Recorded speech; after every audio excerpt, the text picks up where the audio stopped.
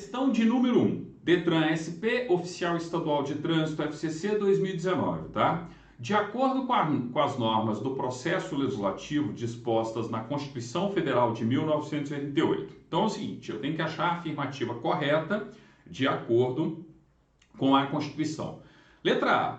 O projeto de lei aprovado por uma casa será revisto pela outra, em 2 turnos de discussão e votação, e será enviado à sanção ou à promulgação se a Casa Revisora o aprovar por 3/5 os votos de seus respectivos membros. Nada a ver, né, gente? Uma questão aqui totalmente incorreta. Se eu falo de projeto de lei, eu jamais posso ter uma maioria de 3/5, tá? A maioria ou vai ser maioria simples, em se tratando de projeto de lei ordinária, ou então maioria absoluta, quando for um PLC, quando for um projeto de lei complementar. 3/5 é emenda à Constituição, é uma proposta de emenda à Constituição, uma PEC. Então só por aí você já matava a questão falando, não, a afirmativa está errada. Só que além disso, tem um outro erro, né? Quando eu falo do processo legislativo das leis ordinárias e das leis complementares, não tem 2 turnos de votação, é uma votação em um único turno. Isso aqui, ó, é o artigo 65 da Constituição Federal, tá? O artigo 65, ele é o resumo do processo legislativo na Constituição. Como eu sempre comento nas aulas presenciais, é o artigo da Constituição onde o examinador teve, o constituinte, né, teve o maior poder de síntese, porque olha só, o projeto de lei aprovado por uma casa será revisto pela outra, em um só turno de discussão e votação, e enviado à sanção ou promulgação. Então, ó, começou na casa iniciadora, a casa iniciadora aprovou. Então, vamos supor que o presidente tenha encaminhado um projeto de lei. Começa a tramitar onde? Na Câmara. A Câmara aprova por maioria simples. Vai para onde? Para o Senado. Ah, o Senado aprovou. E o Senado aprovou sem qualquer emenda ao projeto que veio da Câmara dos Deputados. Manda para o presidente sancionar, né? Promulgar e publicar, entendeu? Então é por isso que essa primeira parte aqui, ó, o projeto de lei aprovado por uma casa será revista pela outra, em um só turno de discussão e votação, tanto na primeira quanto na segunda, e enviado à sanção ou promulgação, que aí vai para a deliberação executiva, né, do chefe do Poder Executivo, se a Casa Revisora o aprovar, ou arquivado se o rejeitar. A partir do momento que tem arquivamento, né, rejeição, melhor dizendo, vai para o arquivo. E aí o seguinte, o parágrafo único, ó, sendo o projeto emendado, voltará à casa iniciadora. Então, eu não posso marcar a letra A porque ela está em completo desacordo. Só que mais importante do que perceber o desacordo é lembrar como funciona o processo legislativo, tá? Eu tenho uma iniciativa, eu tenho uma casa iniciadora, da casa iniciadora vai para a casa revisora, da casa revisora pode voltar na iniciadora se tiver emenda, ou então ir direto para o chefe do Poder Executivo. Chegou no chefe do Poder Executivo, ou ele veta, ou ele sanciona. Sancionou, promulgou, publicou. Vetou, volta na Casa Legislativa, volta, por exemplo, no Congresso Nacional, tá? Enfim, né? São as questões aí de processo legislativo que nós já estudamos, que vocês já viram comigo no YouTube, inclusive, tá? Vamos lá, gente, ó, letra B de bola. O que eu tenho na letra B aqui, ó? Letra B. Em caso de relevância e urgência, o presidente da República poderá adotar decretos legislativos com força de lei, devendo submetê-los de imediato ao Congresso Nacional. Decretos legislativos, medidas provisórias. Eu tenho que lembrar que em caso de relevância e urgência, o presidente da República poderá adotar medidas provisórias, tá? Com força de lei, lei ordinária, porque eu não posso ter assunto reservado à lei complementar sendo tratado através de medida provisória, devendo submetê-los de imediato ao Congresso Nacional. Aqui é o artigo 62 da Constituição Federal, tá? Então é só lembrar que é medida provisória e não decreto legislativo. Na letra C, o que a gente tem na letra C aqui, ó?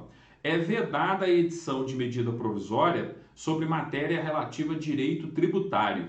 E aí? Isso aqui, ó, é uma das pegadinhas mais comuns em termos de prova, tá? É uma das tentativas das bancas examinadoras mais assim recorrentes realmente, né, uma das tentativas aí mais recorrentes em termos de prova. Por quê? Porque todo mundo acha que não pode ter a edição de medida provisória sobre direito tributário. Eu posso sim. Inclusive existem medidas provisórias sobre direito tributário que entram em vigor imediatamente, a partir do momento que eu tenho a publicação. Porque, em regra, gente, se eu tenho uma medida provisória sobre direito tributário, ela só pode entrar em vigor no exercício financeiro seguinte, ou seja, a partir de 1º de janeiro do exercício financeiro seguinte. Mas espera aí, quando for imposto de exportação, importação, quando for IOF, quando for IPI, Imposto sobre Produtos Industrializados, e quando for imposto de guerra, em razão de situações de guerra. Opa, medida provisória, e a partir do momento que a medida provisória está publicada, eu tenho aí a cobrança do respectivo tributo, tá? Então eu posso sim ter medidas provisórias sobre direito tributário. Isso aqui, ó, é o parágrafo 2º do artigo 62. Todas as bancas exploram isso aqui. Não é só a FCC, qualquer banca explora esse parágrafo 2º, ó. Vejam só. Medidas provisórias que impliquem instituição ou majoração de impostos, exceto os previstos nos artigos 153, 1, 2, 4 e 5, que são importação, exportação, IOF e IPI. E 154.2, né, ou 154.2, que é o imposto de guerra, só produzirá efeitos no exercício financeiro seguinte, se houver sido convertida em lei até o último dia daquele em que foi editada. Compreenderam? Então, ó, o que eu tenho que lembrar? A Constituição não proíbe a edição de medidas provisórias sobre direito tributário. Ela só cria uma regra especial, que não deixa de ser um contrassenso, né?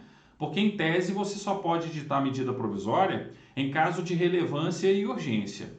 Qual é a relevância e urgência que vai justificar a edição de uma medida provisória sobre direito tributário, sendo que, em regra, só vai entrar em vigor no dia 1º de janeiro do exercício seguinte, e se a MP for convertida em lei, tá? Percebam, né? Então, ó, eu sou presidente da República e edito hoje uma medida provisória. Editei a medida provisória. Aí ela aumenta um tributo, ela está majorando um tributo, ok? Peraí, quando que a majoração desse tributo vai entrar em vigor? Vai ser imediatamente? Não. Somente em 1º de janeiro do exercício seguinte, mas desde que a minha MP seja convertida em lei ao longo de 2020. Compreenderam?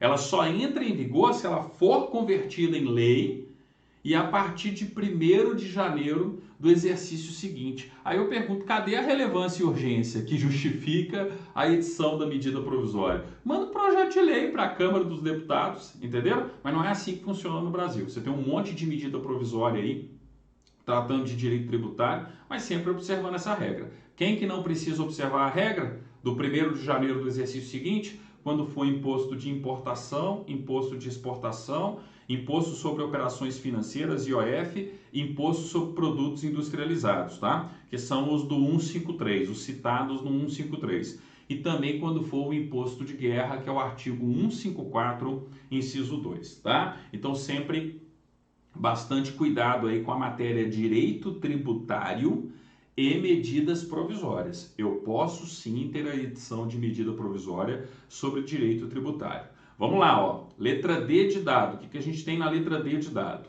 São de iniciativa privativa do Presidente da República as leis que disponham sobre criação de cargos, funções ou empregos públicos na administração direta e autárquica ou aumento de sua remuneração. Achamos a resposta? Achamos a resposta. Isso aqui, ó, é iniciativa do Poder Executivo mesmo. É o artigo 61, parágrafo 1º, né? Então vejam só, parágrafo 1º do 61. São de iniciativa privativa do Presidente da República as leis que, inciso 2, disponham sobre a criação de cargos, funções ou empregos públicos na administração direta e autárquica ou aumento de sua remuneração.